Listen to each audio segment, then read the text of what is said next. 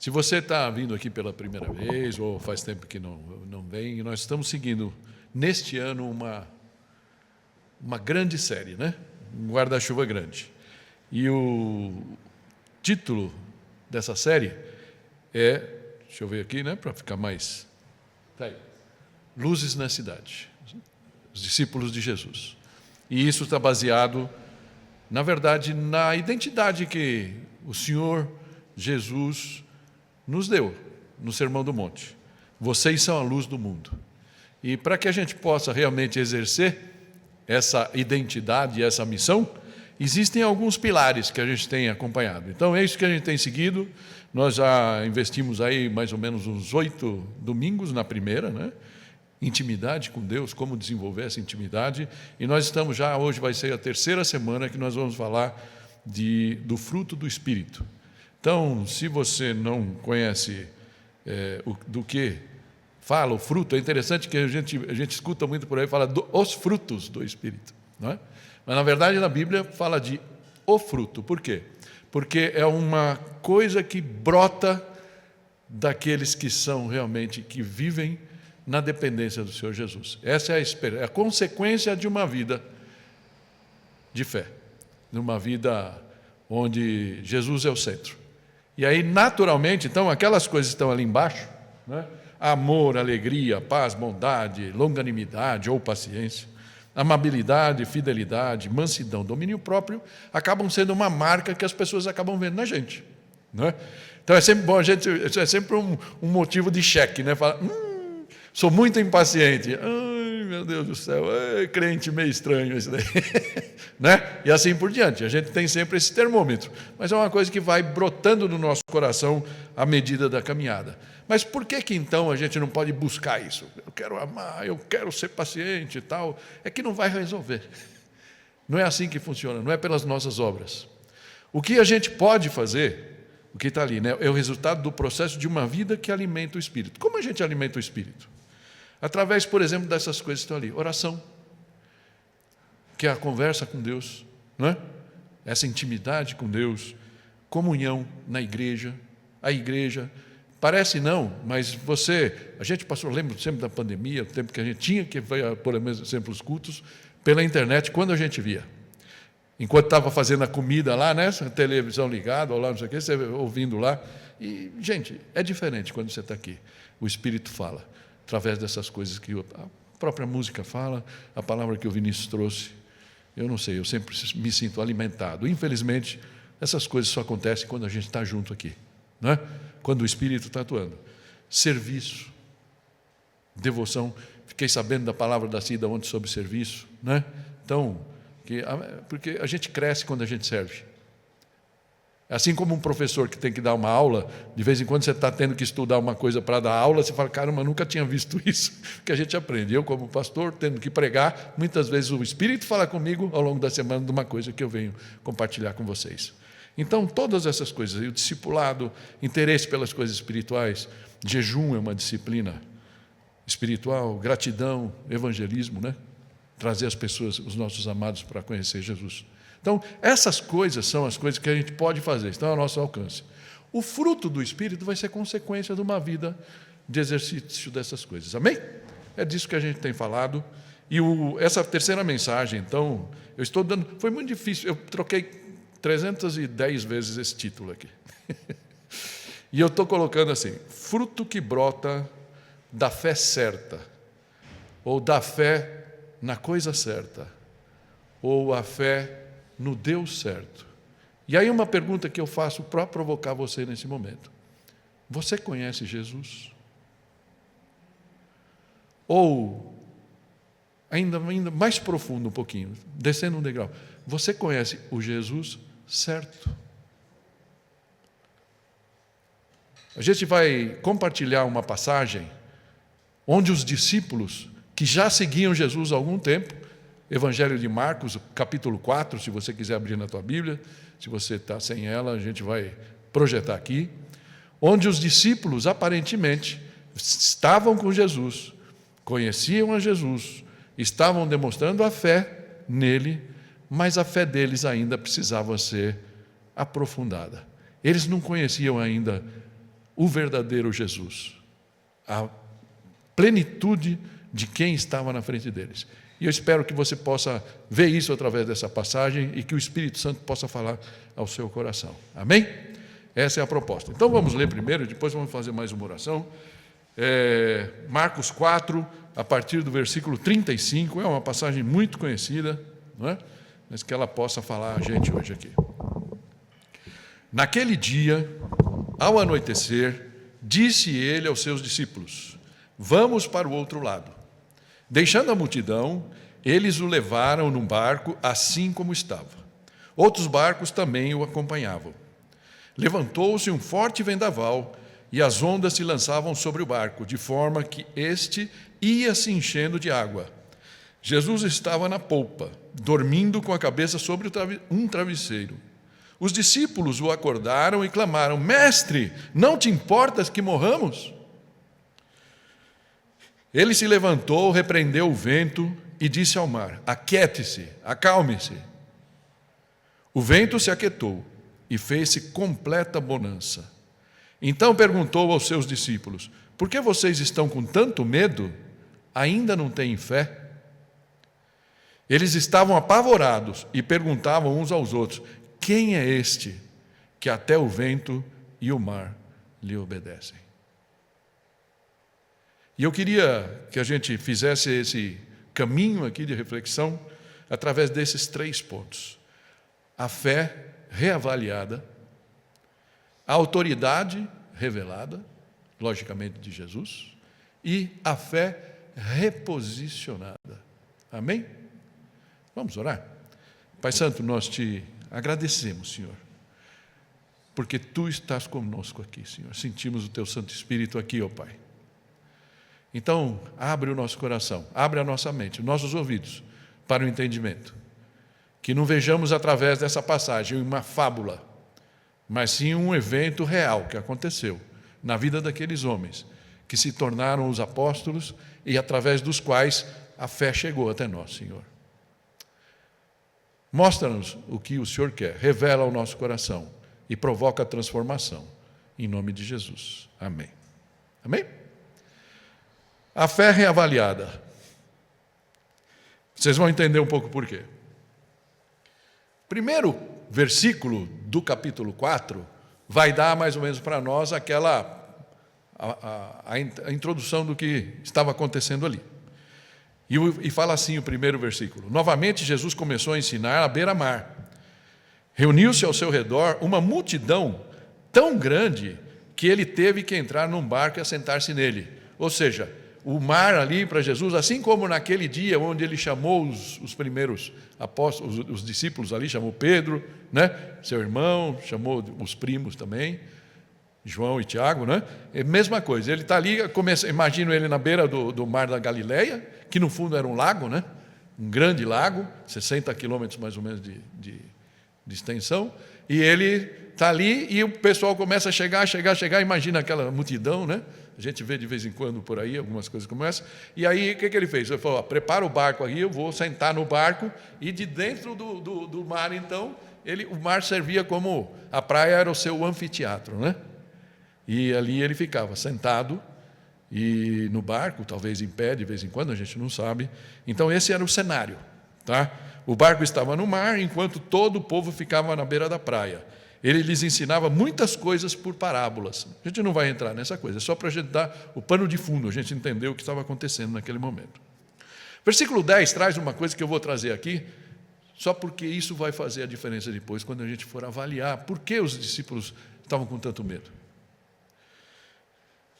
Versículo 10 fala assim: Quando ele ficou sozinho, os 12 e os outros que estavam ao seu redor, dá a impressão que alguns daqueles 70, né, que depois a gente soube que Jesus tinha os 12, os 70, depois os 120, né? Então, talvez alguns primeiros ali, que não eram daquele círculo mais fechado com Jesus, mas já estavam ali se acarinhando e acompanhando tudo o que acontecia.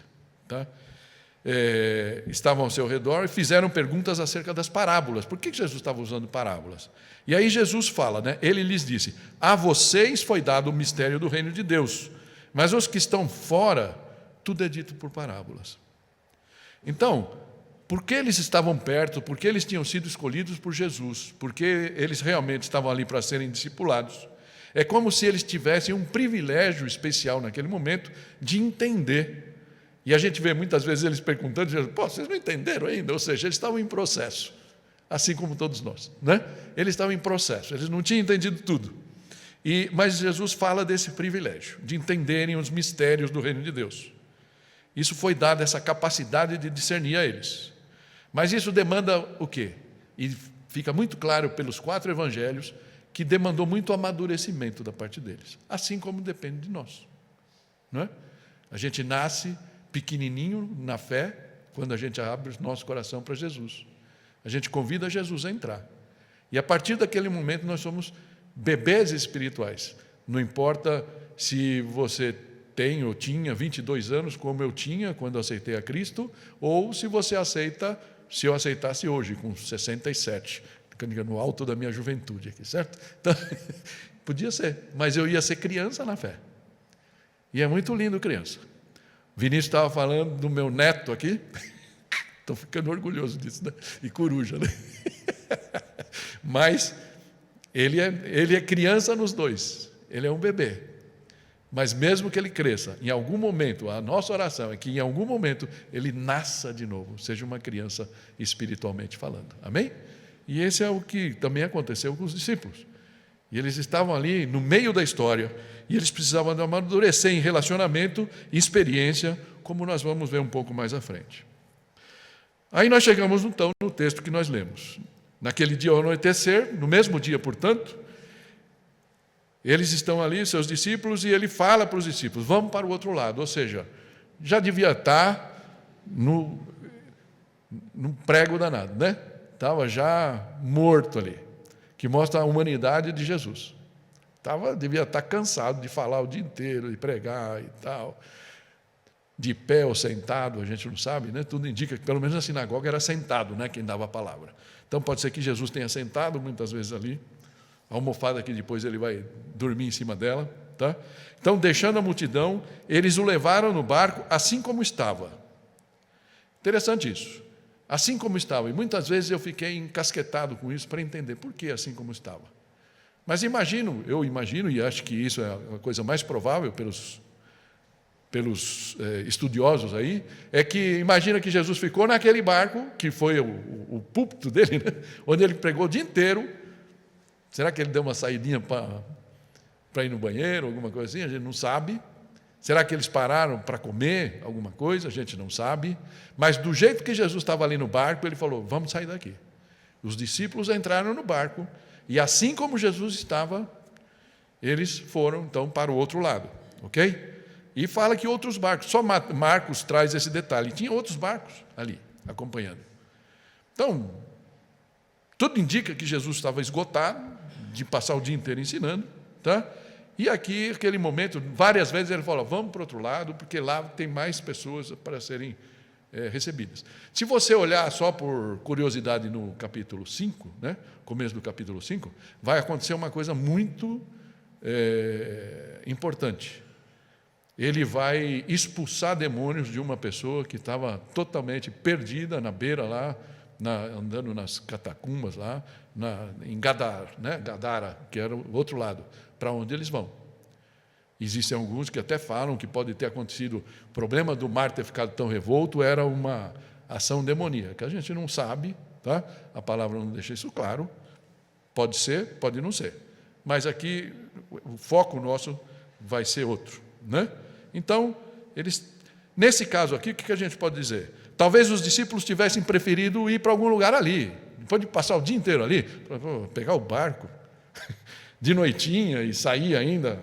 Vamos ficar aqui, vamos encontrar o canto e descansar um pouquinho, comer um pouquinho. Aparentemente, Jesus não era tão ligado no comer, e eu fico imaginando que se eu fosse discípulo de Jesus ali, ia ser muito complicado, porque quando eu estou com fome, né? Mais uma vez eu vou lembrar do Theo. O Theo, quando está com fome, parece um maluco. Ele grita, não sei de onde sai, acho que sai lá começa a berrar, né? Então, eu não sei se de vez em quando os discípulos também ficavam meio incomodados com isso, mas eles apenas obedeceram ali, né? Não há nenhuma nenhuma nota aqui de resistência ou de contestação. Eles simplesmente seguiram, né?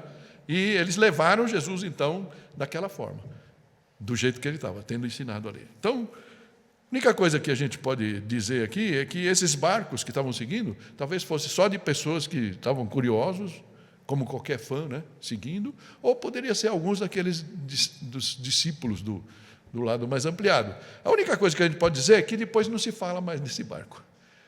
Nem só Marcos, dos 3 evangelistas, porque Marcos, Mateus e Lucas contam essa história, Mateus e Lucas não falam desses barcos, e Marcos também esquece dos barcos, não vai falar mais dele, então fica só como um registro aqui, que eles não foram sozinhos, pelo menos teve uma busca por isso.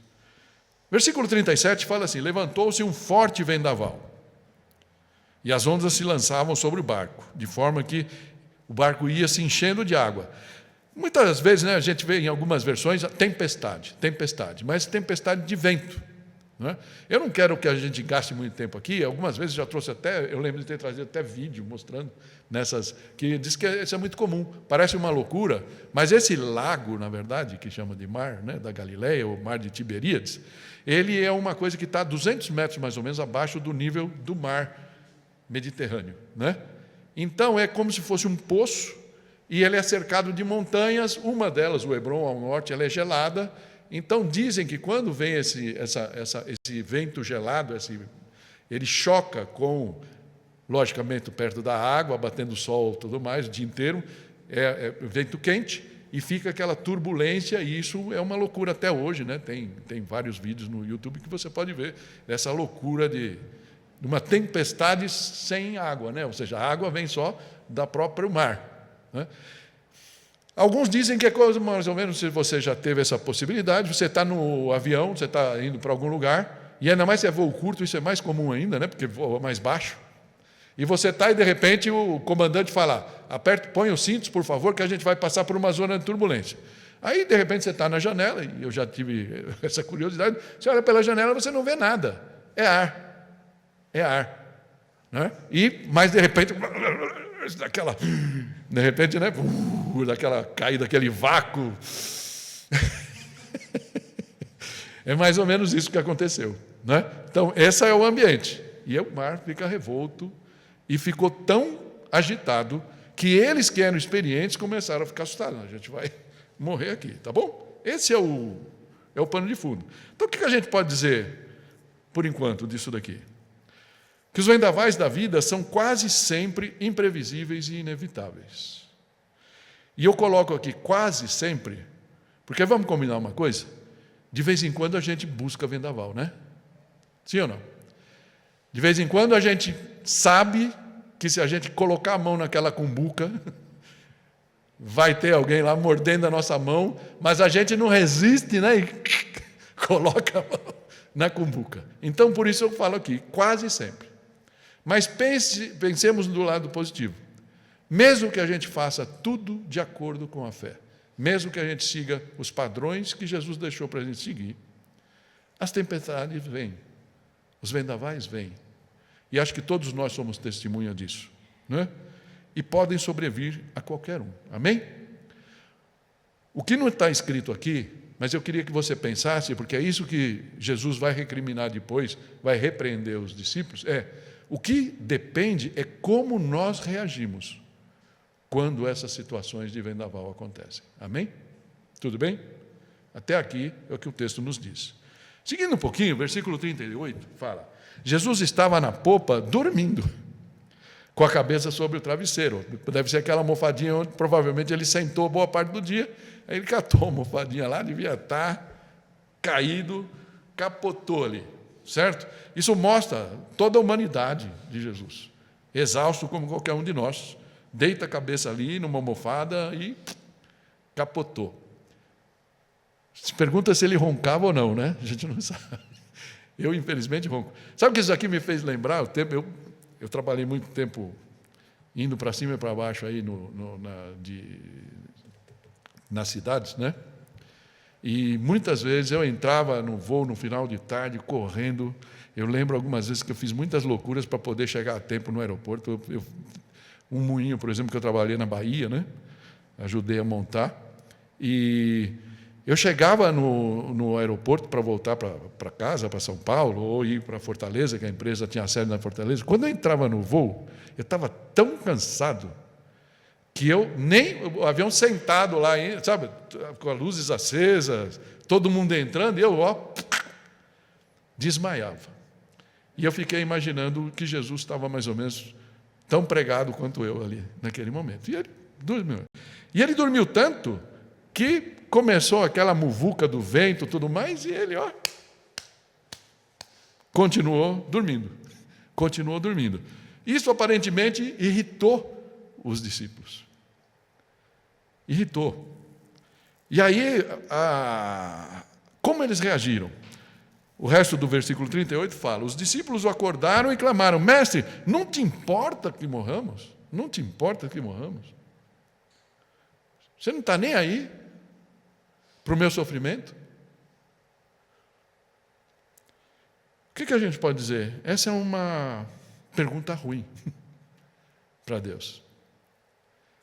Mas quem nunca fez essa pergunta, que atire a primeira pedra. Infelizmente, muitas vezes, quando a gente passa por momentos difíceis, a gente age como os discípulos agiram ali. Será que Jesus está dormindo? Será que ele não vai perceber? Todas as vezes que os discípulos chegavam a alguma coisa, eles queriam contestar Jesus, eles ficavam todos cheios de... né? Várias vezes a gente vê, e aí Pedro muitas vezes era o cara que era, vai lá Pedro, vai lá você, e Pedro chegava lá, não senhor, veja bem. Então eu fico imaginando nessa situação aqui, Jesus dormindo, eles falam, senhor, tal, né?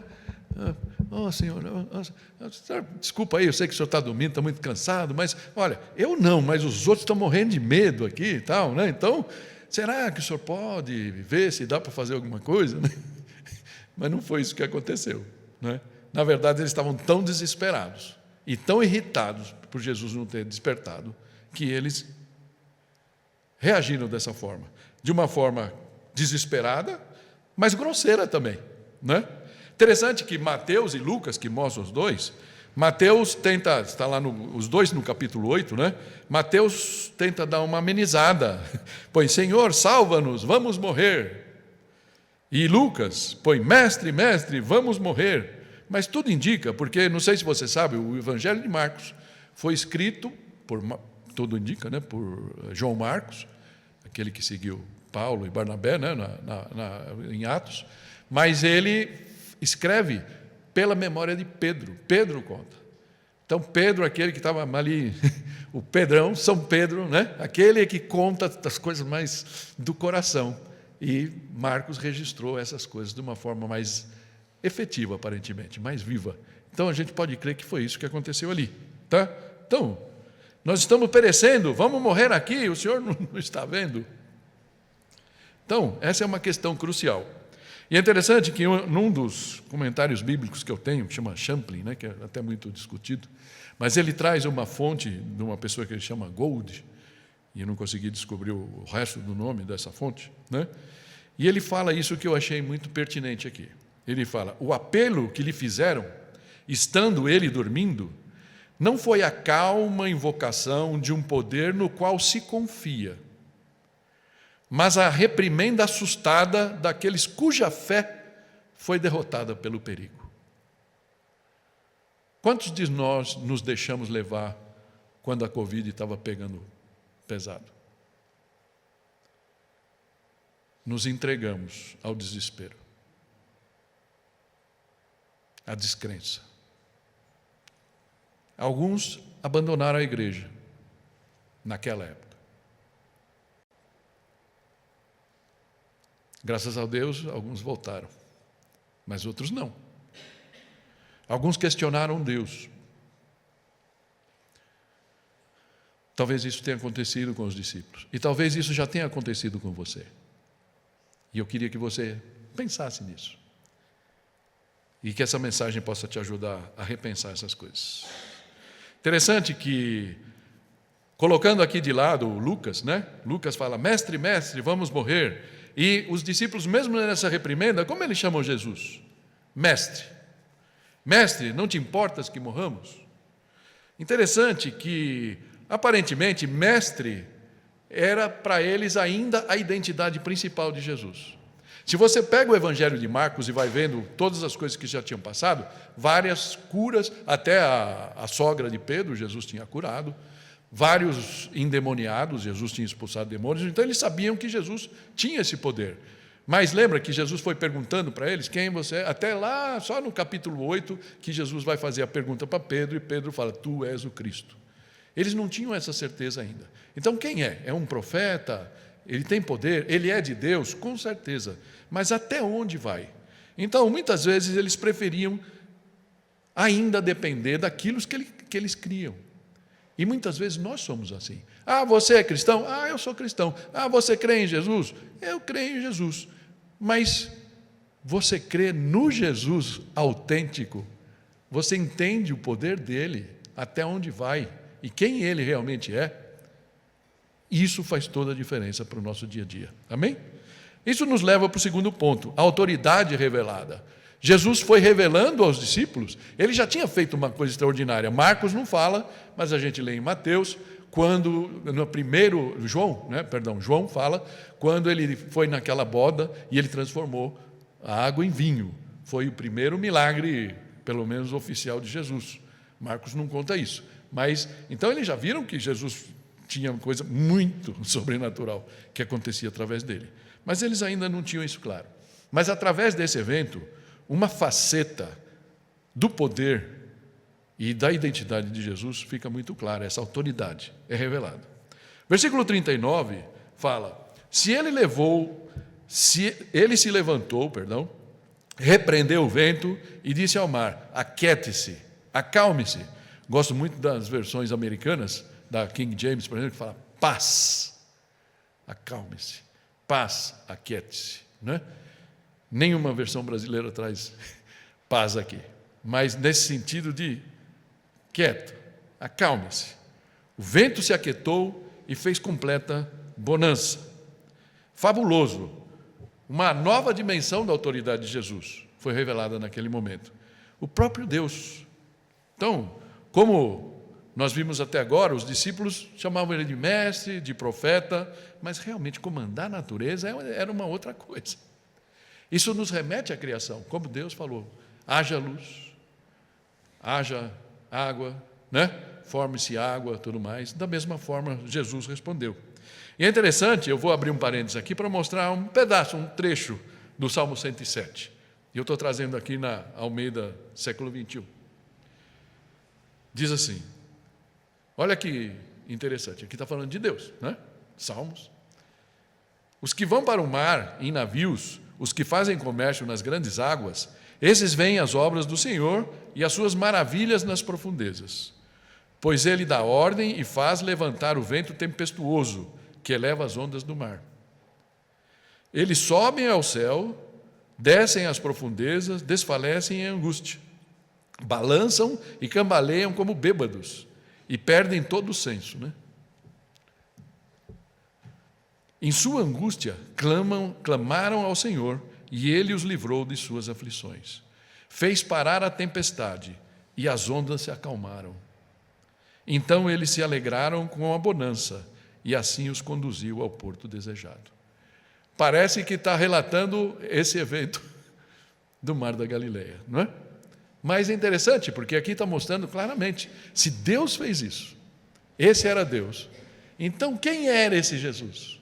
Era o próprio Deus encarnado, o Emanuel, amém? E essa dimensão os discípulos ainda não tinham. E aí eu pergunto para você, você tem essa dimensão? Você entende quem é esse cara que a gente segue? Você tem ideia da profundidade disso e do poder dele e o que ele pode fazer na tua vida? Será que o que você está passando hoje é grande demais para ele poder transformar? É grande demais para você poder confiar? Ou você vai continuar confiando na sua própria força, na sua própria inteligência, ou em algum guru por aí que você escuta? Voltando para o texto. Então perguntou aos seus discípulos: por que vocês estão com tanto medo? Ainda não têm fé? Se vocês se lembram do versículo 11 lá, né? Quando Jesus tinha dito a eles que a eles foi dado o privilégio de entender os mistérios do reino, parece que aqui Jesus usa esse vendaval para reavaliar a fé deles, para fazer um checkpoint, para falar chique, né? Ou seja, um ponto de checagem. Será que vocês estão se apossando do privilégio? Será que nós estamos nos apossando, entendendo o poder que nós temos através de Jesus? A autoridade que Jesus pode ter sobre a nossa vida, se a gente não faz como o Vinícius falou, a gente se fecha, ele vai ficar do lado de fora, não tem nenhum problema. E mais uma vez, Apocalipse 3:20 vem aqui. Eis que estou à porta e bato. Se alguém abrir a porta, eu entrarei e cearei com ele e ele comigo. Amém? Esse é o nosso Deus. Você tem confiado nele? Você sabe do que ele é capaz? E é interessante porque aqui nós podemos ver que Jesus censura as águas e o vento, mas ele censura também os próprios discípulos. E ele, nesse momento, ele está dando uma chacoalhada nos discípulos, como eu espero que ele dê uma chacoalhada em nós, assim como ele me deu a mim mesmo durante a semana, falando: reposiciona. Você está aí como no mar aí, de repente você está lá para lá, e nós temos a garantia, nós temos a segurança de que nós temos a resposta, a solução, a salvação, o dia de amanhã nas mãos de Jesus. Amém? Se a gente crê nisso, para de tremer, foco em Jesus e vamos em frente. Amém? Isso é o que está aqui. Então, Jesus repreende os discípulos porque eles estavam com medo. E vocês sabem que ou você confia, você tem fé, ou você tem medo. Eu não trouxe aqui porque eu não tive tempo, mas eu já mostrei para vocês algumas estatísticas. Você sabia que o Brasil é campeão de ansiedade? Já trouxe números, né, para mostrar. Hoje eu estou só citando, estou pegando de memória, mas o Brasil é campeão mundial de pessoas ansiosas. E por que nós somos ansiosos? Você pode falar: eu sou ansioso, né? Eu estou aqui disfarçado, né? Mas se a gente é ansioso, é porque alguma coisa está faltando na nossa fé. A gente não está descansando. E aí, de repente, eu não sei estatística, nunca vi, mas de repente o Brasil também está se tornando um dos líderes mundiais em ida para psicólogos. Nada contra os psicólogos, mas eles não vão resolver o teu problema. Desculpe falar isso.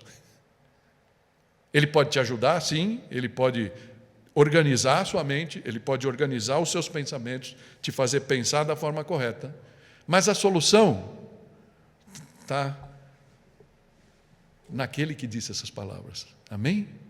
Na nossa confiança nele e nas palavras dele, que são curativas e podem nos ajudar em qualquer dificuldade que a gente tenha. Amém? Isso nos leva para o último ponto aqui, antes da ceia: a fé reposicionada. Reposicionada. Porque deu para perceber, e é muito interessante, não sei quanto você gosta de estudar ciências políticas e tudo mais, e eu já fui muito metido nisso, e tem uma coisa que eu ficava meio assim toda vez que falava positivismo, né? Que fala que o nosso exército, por exemplo, ele não é nem de direita nem de esquerda, eles são positivistas. Esse é o que é o norte do exército. E o que é o positivismo? Não vou aqui fazer nenhuma coisa técnica, tá? Porque não vem ao caso. Mas o positivista é aquele que crê na fé. Crê na fé. Crê no poder da força de vontade. Eu vou fazer e eu vou acontecer. E não é assim que o nosso... Pega os tempos aí de exército lá no tempo do famoso golpe militar e tudo mais, tudo que eles fizeram, hidrelétricas, usinas, é o poder do homem de fazer as coisas. E se você olhar pelo lado humano, é legal, né? Puxa, fizeram tantas coisas e tudo mais. Mas, de repente, os discípulos estavam ainda um pouco disso. Eles, puxa, a gente conheceu o cara que vai ser o presidente, né? Vai ser o rei de Israel, vai nos livrar dos romanos e tudo mais. E eles estavam ainda nessa vibe positivista de fazer. E olha, ele ainda faz milagres e tudo mais. Mas quando a água bate, né? A gente sabe. Aí dizem que você conhece mesmo. Eu lembro da sábia minha esposa Tomás, algumas vezes, há muitos séculos atrás, né, nas nossas andanças pelo país, conhecendo muita gente, e a gente via alguém que era muito bacana, era simpático, tal, aconteceu uma crise, aquela pessoa mudava da água para o vinho, e ela falava, a gente conhece as pessoas na crise. E os discípulos mostraram um pouco naquele momento. E sabe de uma coisa? A gente é tão transparente para Deus que Ele nos conhece no dia legal e no dia ruim. E Ele está falando, reposiciona. Reposiciona. Creia em mim. Saiba que eu sou poderoso para te livrar de qualquer coisa que você esteja. Amém? A fé reposicionada. E aí os discípulos estão ali, eles falam, e eles estavam apavorados e perguntaram uns aos outros, quem é esse? Quem é esse? Que até o vento e o mar lhe obedecem. Eles não tinham a menor ideia. Não sei quanto tempo aqui eles estavam com Jesus, talvez 1 ano, né? Primeiro ano. Estavam começando a caminhada. E será que você sabe quem é esse? Eu pus aqui uma conclusão e depois a gente vai ver só algumas aplicações que a gente pode, algumas lições desse texto. Experimentar e reconhecer o poder e a ação graciosa de Deus em nosso favor a cada nova tempestade da vida é o que amplia e amadurece a nossa fé e nos habilita a vivermos a paz que excede todo entendimento. Amém? Não adianta eu falar para você, fique em paz, fique em paz. Outro dia aconteceu uma coisa com um querido meu, familiar, né, que não tem vivido a fé assim, e aí ele ficou muito perdido, na verdade, com uma coisa que tinha acontecido, uma besteira, uma coisa material que tinha quebrado, e ele, mas como é que eu vou fazer e tal? E a gente pela estrada, não porque a gente é nada especial, mas por ter vivido já tantas vezes que a gente ora sem saber e vê a resposta de Deus, muitas vezes não como a gente quer, mas ela vem, a gente já aprendeu a descansar, não é não? Quem é mais rodado aí na fé, você fala, não é não, você olha assim, pô, cara, relaxa, vamos orar agora, né? E aí você ora e a pessoa não está nem entrando naquela oração muito, mas você ora e tal, e aí depois o Senhor responde a oração. E aí a pessoa para assim, cara, né? Foi por acaso que aconteceu? Não, não foi por acaso. Semana passada citei uma coisa, mas como eu não queria, não era o fato, quando a gente parou na Raposo lá para meu filho, eu falei que meu filho é médico, então ele fez a gente parar num acidente na Raposo e ele começou então a tratar medicamente dele. E o que eu ia fazer parado ali? Eu falei, eu tenho que fazer a minha parte. Vou orar, e a gente orou alto ali com as pessoas que estavam em volta, a gente orou para que o Senhor levantasse aquele moço, pela cura daquele moço, que ele não passasse nenhum mal. E aí, de repente, do nada, o moço pula e sai correndo. Acho que ele tinha roubado a moto, né? Ele, tum! Então, eu até brinquei a semana passada, não sei se foi milagre de Deus ou o que foi, mas com certeza foi. Não importa o que ele fez depois, o Senhor levantou ele. Né? Então, essas coisas que a gente vai aprendendo na vida. E também o conhecimento nos mostra que o seguinte, algumas vezes ele levanta e algumas vezes ele decide não levantar. Assim como no Covid, ele não levou pessoas. Mas o que ele espera de nós, como discípulos? Que a gente confie, que ele sabe o que é melhor, amém? E aí a gente pode descansar e pode sentir a paz que excede todo entendimento, amém?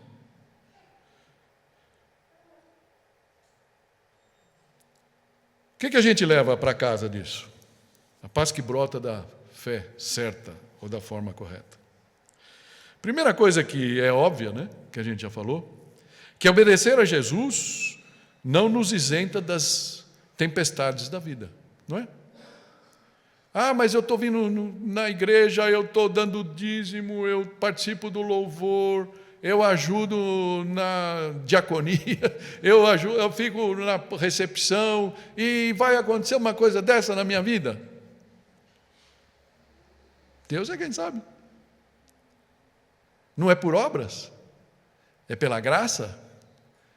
E algumas doenças da nossa vida vêm pela graça. Mas, de repente, Ele decide nos recolher antes. Alguns, humanamente olhando, parece prematuro. Mas a gente não sabe. Outros Ele cura milagrosamente. Ele é soberano. Ele tem todo o poder. Amém? Segundo ponto é que em cada tempestade há uma oportunidade de reavaliarmos em que ou em quem nossa confiança está depositada. Entende isso? Tem coisa que eu não entrego para Deus, porque, que nem o Vinícius falou, né? Tem coisa que ele prefere fazer na força dele. E para Deus está tudo bem, faz aí. Agora, se vai dar certo ou não, a gente depois não vai poder. Deus não me ajudou, eu fiz na minha força e Deus não me ajudou. Você não contou comigo, não é? Certo? É sempre uma oportunidade da gente parar. Será que eu estou crendo na minha força? Será que eu estou crendo na minha avaliação dos fatos? Ou eu realmente estou crendo no Deus em que eu sigo, que eu professo seguir, e estou colocando nele a solução dos meus problemas? Esse é o convite. O terceiro ponto, são só 4. Nenhuma área ou situação que possamos enfrentar está além da capacidade de Deus de nos ajudar em seu tempo. Desculpa se eu insisto, eu estou fechando isso aqui. Porque na nossa vida muitas vezes tem coisas que falam, mas isso daqui Deus não vai resolver. Isso daqui é como se isso daqui Deus não entende. Só eu entendo. Só eu estou sentindo a dor. É como se a gente não soubesse que Jesus. É como Jesus, eu pulei aqui uma coisa que eu tinha posto, né? É como se aquela hora que Jesus olha para os discípulos, e talvez para nós muitas vezes, falando, será que o senhor não se importa? E ele falava, eu não me importo. Quem te escolheu? Se eu estou no barco com você, se eu morri naquela cruz por você, como você pode pensar que eu não me importo? Eu me importo, eu me importo. Ele se importava pelos discípulos. Os discípulos ainda não tinham toda a dimensão disso. Eles foram descobrir, pelo menos 2 anos depois, mais ou menos, né? Quando Jesus morreu mesmo na cruz e pagou o preço. E eles se tornaram tão conscientes que eles levaram a fé para o mundo inteiro, graças a Deus por isso. Amém? De tanto que eles entenderam que era Deus presente ali entre eles. O Emanuel, Deus conosco. Amém? Nenhuma área para Ele. Será que você está guardando algum cantinho aí da tua área de expertise? Aquela área que você fala, isso é comigo, isso aqui eu não preciso de Deus. Ou você está fugindo? Tem pessoas que quando mais precisam de Deus, que é quando vem a dor, quando vem um momento difícil, que ele tinha que mais estar aqui sentado, escutando, aprendendo, lendo sua Bíblia, orando, ele foge. Eu não quero saber de Deus, Deus não tem nada para mim. Tomara que você não seja um desses. E aí o último ponto aqui, a paz que excede todo o entendimento, e eu estou repetindo isso, está lá em Filipenses 4, né? Mas a gente sabe o que é o fruto, paz como fruto, né? A paz que excede todo o entendimento pode estar caindo o mundo, e as pessoas olham para você, esse cara é maluco, essa mulher é maluca, olha a cara dela de paz, o mundo está pegando fogo e ela está de boa. Essa paz excede todo o entendimento, o mundo não entende. Brotará justamente do exercício dessa confiança plena no poder e no amor do nosso Senhor. Amém? Por isso, quando Jesus chega aos discípulos ali no final, já ressuscitado e os discípulos trancados lá no cenáculo, ele chega para eles e fala, a paz seja com vocês. A paz seja com vocês. Feche os seus olhos. Vamos orar.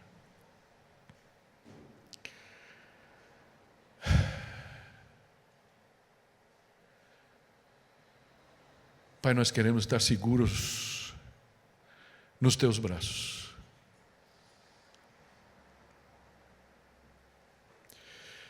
Ó Senhor, aumenta a nossa fé. Reposiciona a nossa fé.